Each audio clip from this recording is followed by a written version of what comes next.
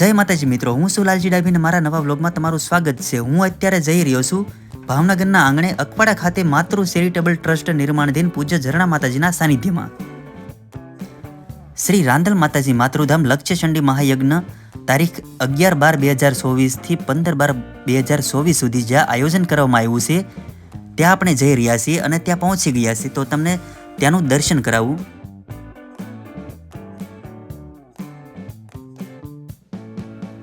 માતૃ charitable trust નિર્માણાધીન પૂજ્ય ઝરણા માતાજીની સાધના સિદ્ધિ સ્વરૂપ શ્રી રાંદલ માતાજી માતૃ મંદિરના 10મા વર્ષમાં મંગલ પ્રવેશ નિમિત્તે આ આયોજન કરવામાં આવ્યું છે. એમના 10 વર્ષ પૂર્ણ થઈ ગયા છે. તો એ સમગ્ર આયોજન આપણે વિડીયોના માધ્યમથી નિહાળીએ.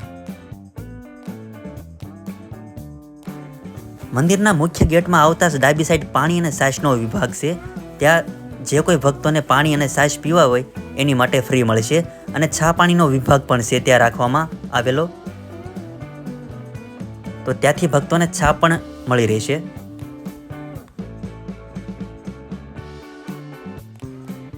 તો આ પ્રકારનું આયોજન કરવામાં આવ્યું છે રાંદલ માતાજીના મંદિરે. તો આપણે પહેલા સીધા હવે દર્શન કરવા જઈએ માતાજીના. તો ચાલો પહેલા ત્યાં જ જઈએ.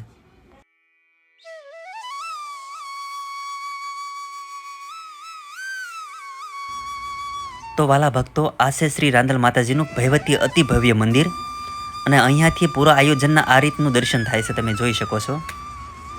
અને હવે આપણે સીધા પેલા માતાજીના દર્શન કરવા જઈએ.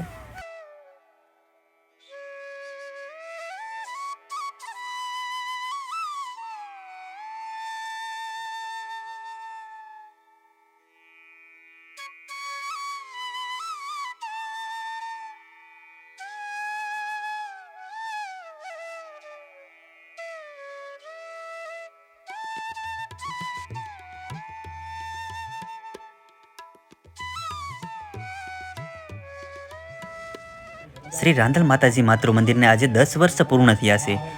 આ નિમિત્તે લક્ષ્યચંડી મહાયજ્ઞનું આયોજન થઈ રહ્યું છે. એના તમે આ દર્શન કરી રહ્યા છો.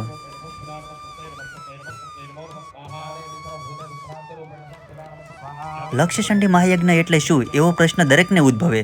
તો એમની વાત કરીએ આપણે. દુર્ગા સપ્તશતીના 9 પાઠનું પઠન કરે અને એક પાઠની આહુતિ યજ્ઞમાં આપે તેને નવચંડી યજ્ઞ કહેવાય છે. દુર્ગા સપ્તશતીના 100 પાઠનું પઠન કરે અને 10 પાઠની આહુતિ યજ્ઞમાં આપે એને શતચંડી યજ્ઞ કહેવાય છે.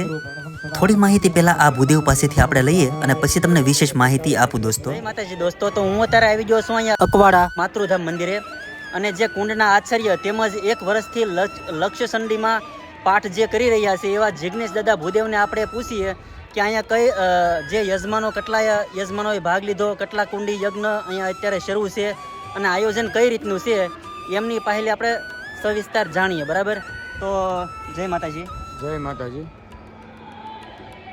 માતૃધામ અકવાડા જ્યાં લક્ષ્યચંડી ચાલી રહ્યો છે ઝરણામાના સંકલ્પ દૃઢ સંકલ્પથી જ્યારે 1968ની અંદર સિહોરની અંદર લક્ષ્મણ ચૈતન્યદાસ બાપુએ કરેલો 1 વર્ષનો લક્ષચંડી, ત્યારથી ધીરે ધીરે 2024ની અંદર આ મા ઝરણામાનો સંકલ્પ 1 વર્ષ 108 બ્રાહ્મણો દ્વારા લક્ષ્યચંડીના પાઠ કરી અને આ દશાશ હોમકમતનો યજ્ઞ કે જે કરવા માટે 700 ભૂદેવો તેમજ 176 યજમાન, સાંદીપની પૂજ્ય ભાઈ શ્રી રમેશભાઈ ઓઝાની ટીમ તેમજ કાશીથી વેદપ્રાઠી બ્રાહ્મણો દ્વારા આ ઝરણામાનો સંકલ્પ પરિપૂર્ણ થવા જઈ રહ્યું છે. જ્યારે ત્રીજા દિવસે આજે મહાપ્રસાદ લઈ અને હજી 2 દિવસ યજ્ઞ ચાલશે. 15 તારીખ અને પૂનમ સાંજે 3 વાગ્યા લક્ષ્યચંડીનું શ્રીફળ હોમા છે.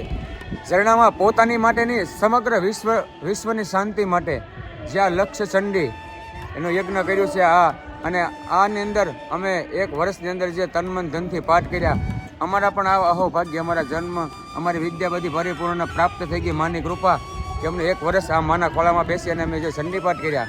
મિત્ર, 1-1.5 કલાક બેસી ન શકાય. સતત 1 વર્ષ સુધી આ લક્ષ્યચંડી પૂરો કર્યો.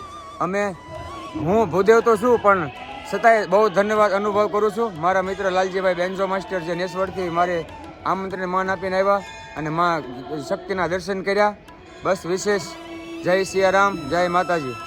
જય માતાજી. ધન્યવાદ દાદા, તમે જે આ લક્ષ ચંડી જે યજ્ઞ છે એની વિશે સવિસ્તારથી અમારા દર્શકોને બધી માહિતી આપી. ખૂબ ખૂબ તમારો આભાર દાદા.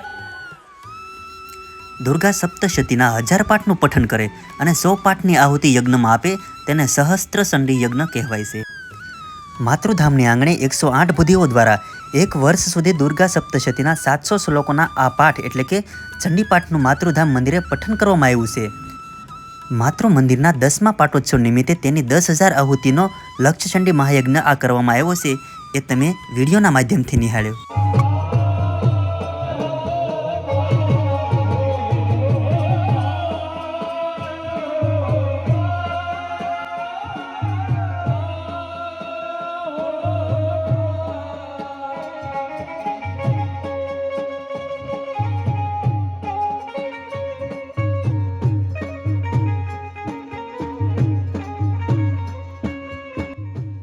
માતૃધામ મંદિરે જે આયોજન અત્યારે શરૂ છે એ તમે વિડીયોના માધ્યમથી નિહાળ્યું. જો આ મારો બ્લોગ, આ વિડીયો તમને ગમ્યો હોય તો લાઈક, શેર અને સબસ્ક્રાઈબ કરવાનું ભૂલાય નહીં. જય માતાજી.